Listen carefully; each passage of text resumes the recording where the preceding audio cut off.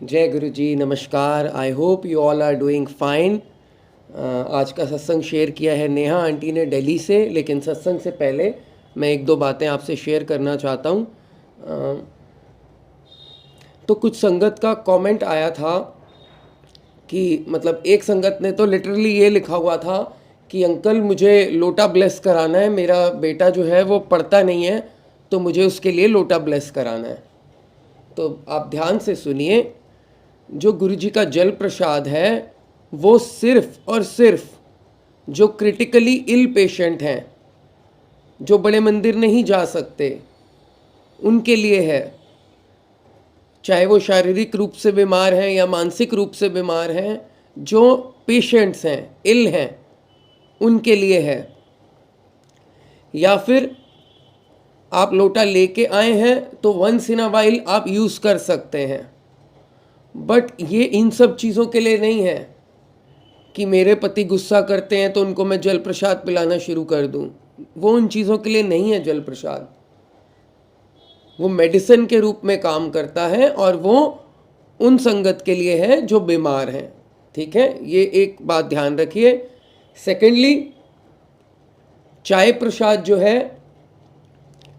वो सभी संगत ले सकते हैं, लेकिन जब आपको चाय प्रसाद मिलता है उसको आपको आगे फॉरवर्ड नहीं करना है।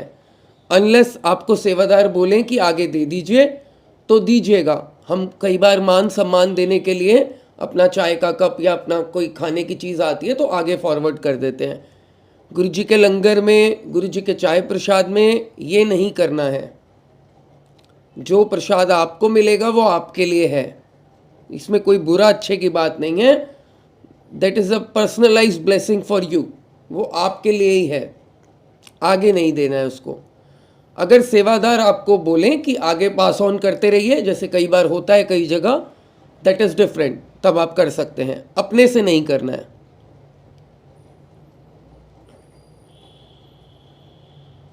बाकी कुछ संगत का ये था कि चाय प्रसाद को दोबारा गर्म कर सकते हैं कि नहीं, नहीं कर सकते हैं गर्म। जो लंगर हो गया, चाय प्रसाद हो गया, एक बार आपने गर्म कर लिया तो कर लिया। उसका तरीका ये है कि फ्लास्क में डाल के रखिए। फ्लास्क आते हैं बहुत तरह के, जिसमें 2 घंटे चाय ठंडी नहीं होती।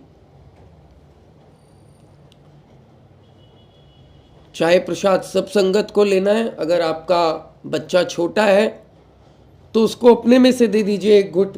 कई बार हम मंदिर जाते हैं तो मैंने देखा है 2-2 साल के बच्चे होते हैं, नहीं पी पाते वो क्योंकि बहुत छोटे हैं। मैं ये कहूँगा ना देने से बेटर है उसको आप 1-2 सिप अपने में से दे दीजिए, ये ज़्यादा बेटर है, कुछ तो जाएगा अंदर। चलिए अब आज का सत्संग सुनते हैं। नेहा आंटी ने शेयर किया है दिल्ली से। सत्संग के बाद मैं आपसे एक स्टोरी शेयर करूँगा। जय गुरु जी। जय गुरु जी। संगत जी, मेरा नाम नेहा है, दिल्ली से, और ये मेरा फर्स्ट सत्संग है और मैं थोड़ी सी घबरा रही हूँ, पर आई एम श्योर गुरु जी मेरे साथ हैं तो मैं अच्छे से आप सबको अपना संगत सुना सकूँगी। तो सबसे पहले आप सभी को मेरा अनंतम अनंतम शुक्राना मेरे गुरु जी को, और आप सभी को जय गुरु जी। मुझे नहीं पता मैं गुरु जी के साथ कब जुड़ी, कैसे जुड़ी और कब क्या हुआ। 2018 की बात है। मैं जहाँ भी जाती थी मुझे हर जगह गुरुजी दिखाई देते थे, हर गाड़ी पे, हर जगह। और कुछ ही थोड़े टाइम बाद मेरा बेटा जो है वो हॉस्पिटलाइज हो गया। वो उस टाइम पे 4 साल का था, और इतने टाइम में 4 साल का बच्चा मेरा 5 बार एडमिट हो चुका था हॉस्पिटल में जब से बॉर्न हुआ था, और मैं उसको लेके बड़ी परेशान रहती थी। तो हॉस्पिटल में था, मैं जा रही थी स्कूटी पे ड्राइव करके, और रास्ते में मेरे सामने एक गाड़ी जा रही थी जिसपे गुरुजी की फ़ोटो थी। बस मेरे मन से ना आवाज़ निकली कि अगर आप सच में हो ना तो मेरे बेटे को ठीक कर दो। और मैं उसके बाद हॉस्पिटल चली गई। हॉस्पिटल जाके वहाँ हॉस्पिटल में भी नीचे शिवालय, और मैं वहाँ जाके खूब रोई। रोने के बाद थोड़ी देर बाद मैं ऊपर रूम में गई। मेरे फादर इन लॉ वहाँ पर थे, वो घर चले गए और मैं बेटे के साथ वहीं रुकी। फिर उसके बाद 2-4 दिनों बाद मेरा बेटा ठीक हो गया, और मैंने कभी ध्यान ही नहीं दिया कि उस टाइम पे गुरुजी को मैंने बोला था कि अगर आप हो तो आप मेरे बेटे को ठीक कर दो तो मैं आपके मंदिर आऊँगी। उस टाइम पे मैं गुरुजी के बारे में कुछ भी नहीं जानती थी कि वो दुनिया में है नहीं है, कहाँ है, मंदिर कहाँ है, कौन है कुछ भी नहीं जानती थी, बस हर गाड़ी के पीछे मैं उनकी फ़ोटो देखा करती थी। गुरु जी की मेहरबानी से, कृपा से मेरा बेटा ठीक हो गया।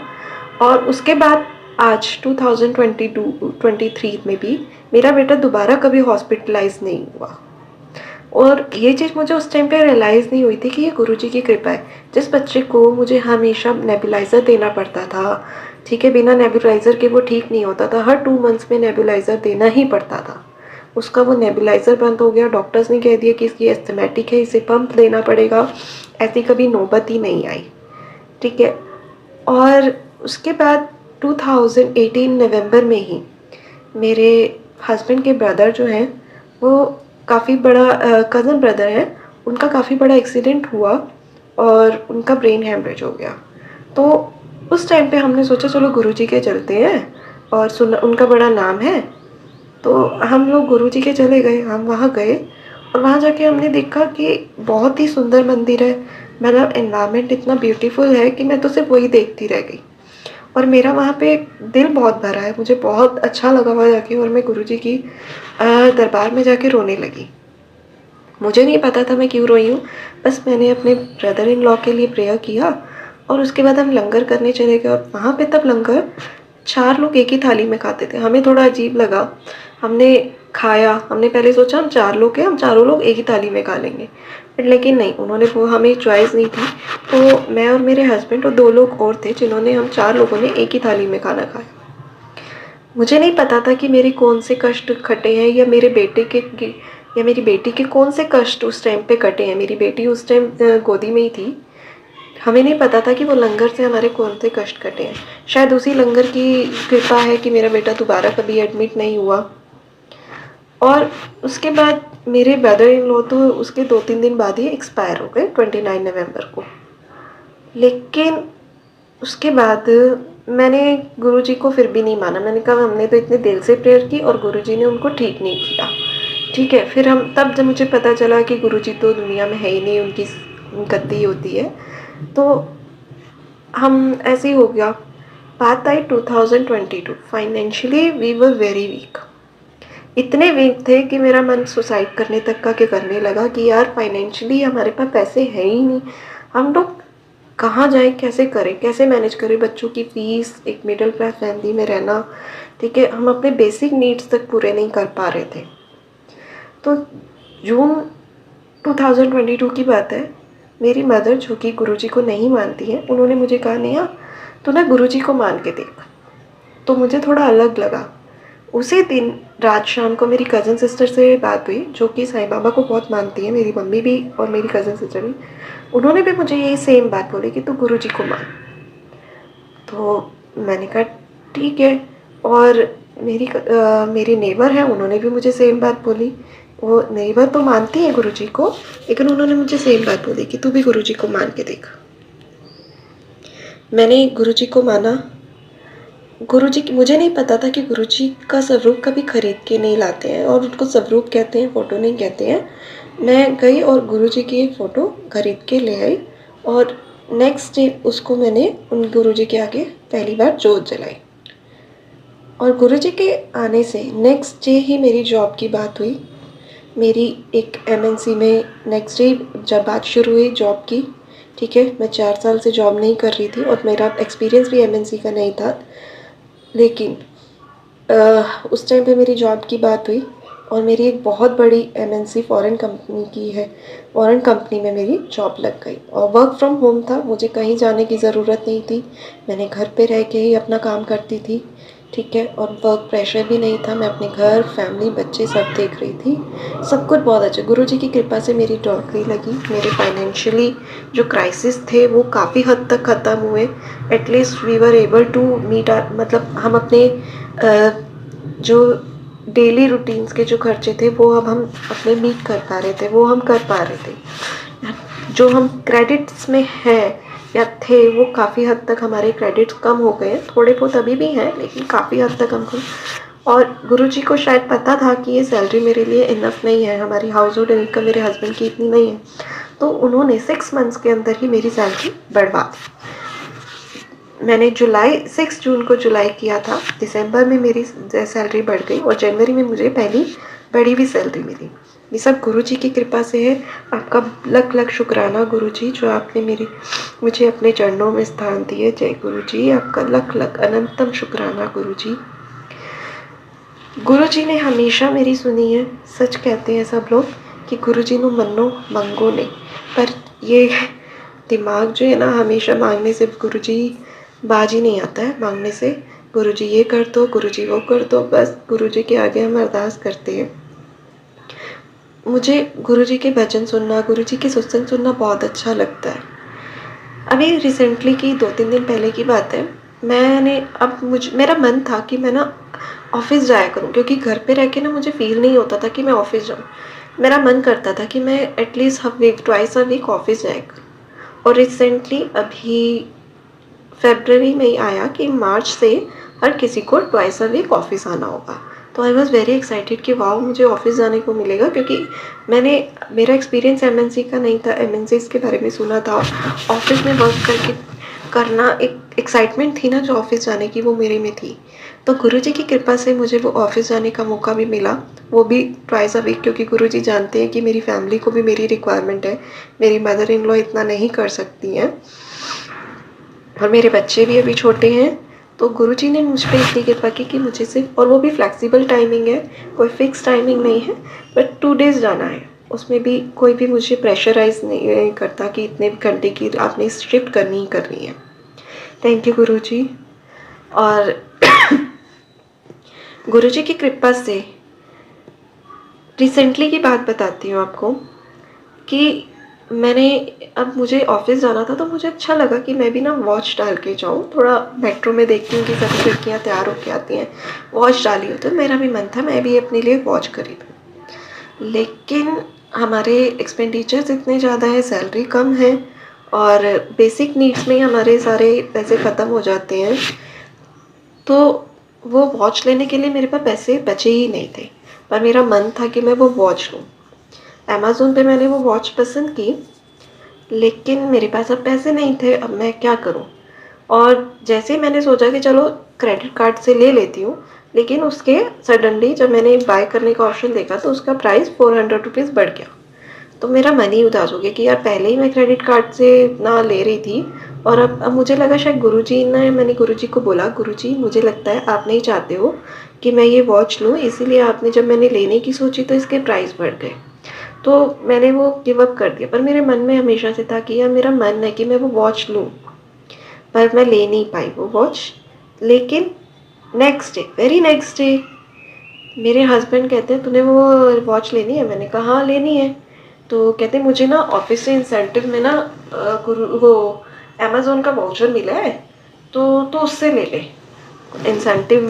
मुझे इंसेंटिव नहीं मिला है, मुझे अमेज़ोन का वाउचर मिला है, तो वो ले ले। And I was so excited, Guruji आपने मेरी ये बात भी सुन ली है। मैंने तो आपसे मांगा भी नहीं था वॉच के लिए, बस आपसे इतना ही कहा था कि शायद आप नहीं देना आप शायद इसमें आपकी कोई रजा होगी, और आपने मुझे अमेज़ोन का वाउचर दिला दिया ताकि मैं वो वॉच ले लूँ और मेरी पॉकेट, मुझे क्रेडिट कार्ड से भी नहीं लेना पड़ा।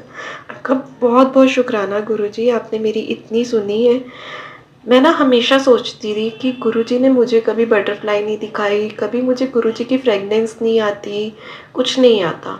ठीक है, हाँ मैं इस बीच में एक बात बताना भूल गई कि मैं हमेशा ना यही गुरुजी से बोलती थी आपकी फ्रेगनेंस मुझे नहीं आती है।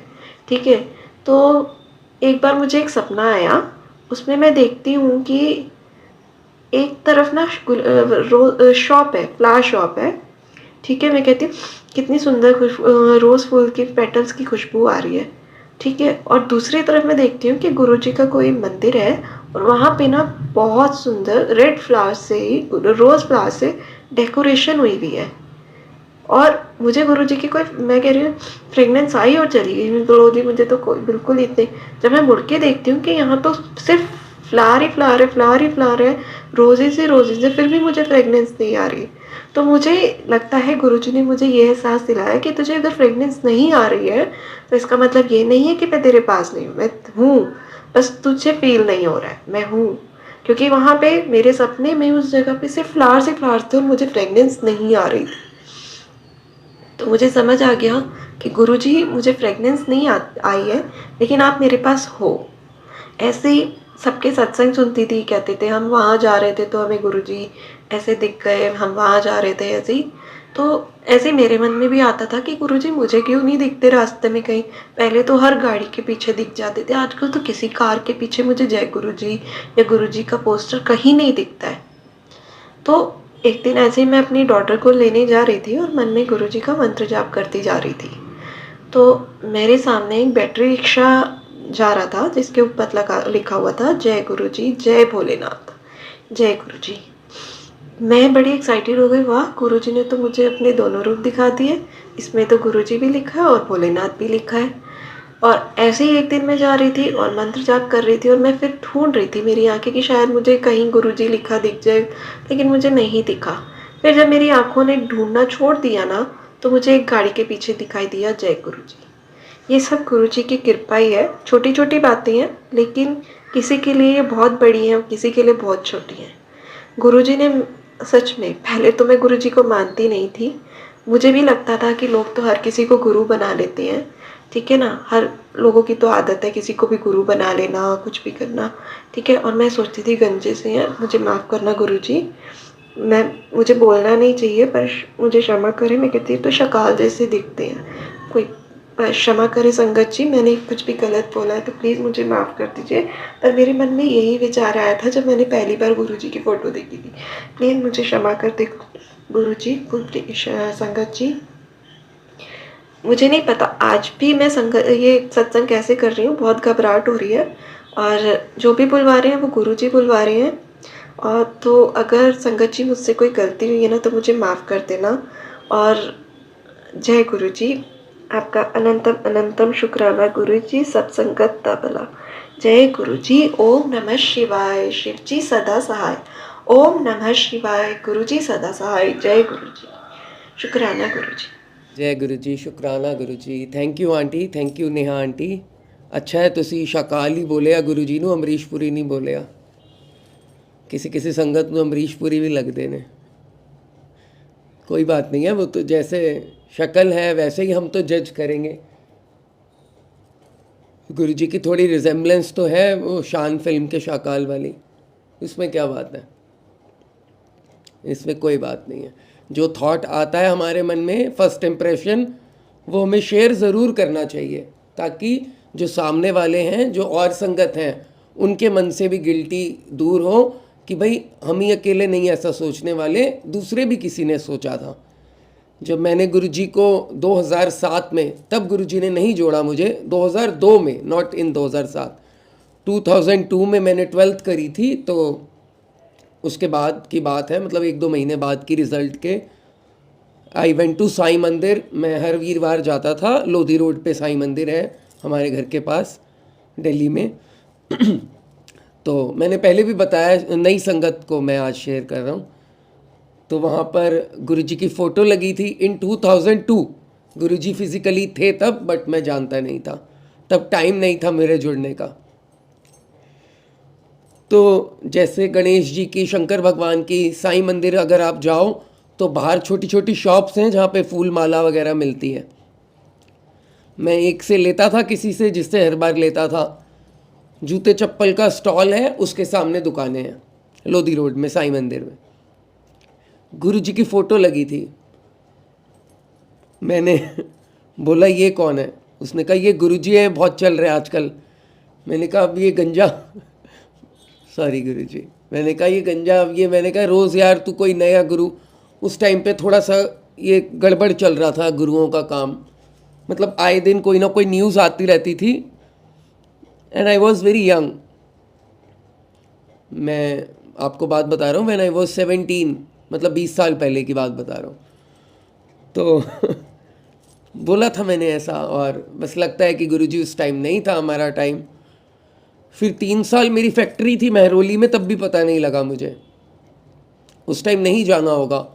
That was very near to Guruji's place, मंदिर के 15-20 मिनट की दूरी पे थी, नहीं पता लगा। जब गुरुजी की इच्छा होती है तभी संगत को जोड़ते हैं, उसी टाइम। आइए अब मैं आपसे शेयर करता हूँ आज की स्टोरी। स्टोरी से पहले यदि आप भी नेहा आंटी की तरह सत्संग शेयर करना चाहते हैं तो नीचे दिए ईमेल एड्रेस पर मुझे सत्संग भेजिए। एक चीज़ ध्यान रखिएगा, आज सत्संग तो आना था विजेता आंटी का, अगर वो सुनेंगी तो उनको पता लग जाएगा और बाकी संगत को भी। आज का जो सत्संग है वो विजेता आंटी का था, मतलब जो डिसाइडेड था, बट एट लास्ट टाइम अभी जब मैंने सुना तो वो उसमें बहुत ज़्यादा बैकग्राउंड में नॉइस है, शोर है, तो फिर वो सत्संग को नहीं लगाया गया, नेहा आंटी का सत्संग आया है। तो जब भी सत्संग रिकॉर्ड करें फ़ैन को बंद कर लें, कूलर एसी, क्योंकि अब गर्मी आ रही है, एसी भी चलेंगे कूलर भी चलेंगे, बंद करके आपको रिकॉर्ड करना है। 10-15 मिनट गर्मी में बैठ जाएंगे तो कोई फ़र्क नहीं पड़ता, इतना तो कर ही सकते हैं ना हम। सत्संग रिकॉर्ड करके अपने किसी फैमिली मेम्बर को सुना दीजिए या खुद सुन लीजिए हेडफोन लगा करके कि कोई शोर तो नहीं है। आंटी का सत्संग आपने सुना, कोई शोर नहीं था उसमें, ऐसे ही होना चाहिए। विजेता आंटी के सत्संग में बहुत ज़्यादा शोर था, मतलब चलाने लायक भी नहीं था, इतना ज़्यादा शोर था, बहुत डिस्टर्बेंस थी। आंटी हो सके तो आप दोबारा भेजिए मुझे अपना सत्संग रिकॉर्ड करके। और जिस संगत ने अपना सत्संग भेजा है और उनका अभी तक नहीं आया, अगर 3-4 महीने हो गए हैं, तो आप ऐसा समझिए उसका रीज़न ये हो, या तो आपका सत्संग बहुत छोटा होगा। सत्संग has to be between 10 to 30 minutes, 10 minute कम से कम और 30 मिनट ज़्यादा से ज़्यादा, इसके बीच में होना चाहिए। या तो आपने 2-3 मिनट का सत्संग किया होगा तो नहीं आया होगा, या आपका सत्संग में बहुत ज़्यादा शोर होगा, वो चेक कर लीजिएगा। अगर ऐसा है तो दोबारा भेजिएगा। और न्यू संगत जो भेजना चाहते हैं इस बात का प्लीज़ ध्यान रखें, या एक तो ड्यूरेशन 10 मिनट से आधा घंटा हो, ज़्यादा होगी तो चलेगा बट 10 मिनट से कम ना हो। ज़्यादा होगी 10-5 minute, still it's okay, but 2-4 minute का सत्संग मैं बैठूंगा भी, संगत से शेयर भी करूंगा, 5-7 मिनट का सत्संग बनेगा। तो बहुत सारे संगत टाइम निकाल के सत्संग देखते हैं। At least we should record the satsang between 10 minutes, मतलब 10 मिनट का तो कम से कम हो ही हो, 10 से 30 मिनट इज़ परफेक्ट। चलिए अब मैं आपसे शेयर करता हूँ आज की स्टोरी। जय गुरु जी। एक बार बाजार से वापस घर आ रहा था, रास्ते में बिजली के खंभे में एक कागज़ लगा हुआ देखा। उसमें लिखा था, कृपया इसे पढ़ें। मैं फुर्सत में था, पास जाकर देखा। उसमें लिखा था, इस रास्ते पर मैंने कल एक 50 रुपये का नोट गवा दिया है, मुझे ठीक से दिखाई नहीं देता, जिसे भी मिले कृपया वो 50 का नोट इस पते पर दे दें। यह पढ़कर पता नहीं क्यों उस पते पर जाने की इच्छा हुई। पता याद रखा, यह उस गली के आखिर में एक झुग्गी झोंपड़ी का था। वहां जाकर आवाज़ लगाई तो देखा एक वृद्ध महिला लाठी के सहारे धीरे धीरे बाहर आई। मुझे मालूम हुआ कि वह वहां अकेली रहती है, उसे ठीक से दिखाई भी नहीं देता। मैंने कहा, माँ जी, आपका खोया हुआ 50 रुपये का नोट मुझे मिल गया है, मैं उसे देने आया हूँ। यह सुनकर वह वृद्ध महिला रोने लगी। बेटा, अभी तक करीब 70 से 80 व्यक्ति मुझे 50-50 रुपये दे चुके हैं। मैं पढ़ी लिखी नहीं हूँ, ठीक से दिखता भी नहीं है। पता नहीं कौन मेरी इस हालत को देखकर मेरी मदद करने के उद्देश्य से वो नोट लिख गया। बहुत ही कहने पर माँ जी ने पैसे तो रख लिए, पर एक विनती की, बेटा वह मैंने नहीं लिखा है, किसी ने मुझ पर तरस खाकर वह लिख दिया होगा। जाते जाते तुम उसको फाड़ देना बेटा। मैंने तो उसे हाँ कहकर टाल दिया, पर मेरी अंतरात्मा ने मुझे सोचने पर मजबूर कर दिया। उन 70-80 लोगों से भी माता जी ने यही कहा होगा, लेकिन किसी ने भी इस लिखे नोट को नहीं फाड़ा। मेरा हृदय उस व्यक्ति के प्रति कृतज्ञता से भर गया जिसने यह उपाय उस बूढ़ी माता के लिए सोचा था। इस तरह की सेवा मेरे हृदय को छू गई। उस अकेली वृद्ध महिला की जिंदगी के लिए इससे अच्छा कोई उपाय नहीं हो सकता था। जय गुरु जी। दोस्तों, इस कहानी का सार, the moral of the story is this, कि मदद करने के 100 तरीके हो सकते हैं। हम अगर मदद करना चाहें तो उसके लिए बहाने की जरूरत नहीं है। हो सकता है उस व्यक्ति के पास पैसे ना हो जिसने वो नोट लिखकर खंबे पर लगाया, लेकिन उसने मदद का एक नया तरीका अपनाया। उसने कागज पर एक नोट लिखा जिससे उस वृद्ध महिला की मदद हो सकी। तो हमें जरूरतमंद की मदद पात्र देखकर, जरूरतमंद की मदद पात्र देखकर, उसका पात्र अगर है मदद के लिए तो वहां मदद करनी चाहिए। गुरुजी भी कहते हैं ज़्यादा से ज़्यादा लोगों की मदद किया करो, लेकिन पहले देख लें कि जिसको आप मदद कर रहे हैं वो व्यक्ति ठीक है या नहीं, क्योंकि आजकल गुरुजी के नाम पर या किसी भगवान के नाम पर बहुत से फ्रॉड्स भी चल रहे हैं। इस बात का भी ध्यान रखें। जय गुरु जी। आई होप आपको आज का सत्संग, आज की स्टोरी पसंद आई होगी। बहुत जल्द मिलूंगा मैं आपको एक नए सत्संग, नई स्टोरी के साथ। Till then, take care of your health, please take care of your family. I will see you very very soon. Thank you very much. Bye bye. जय गुरु जी।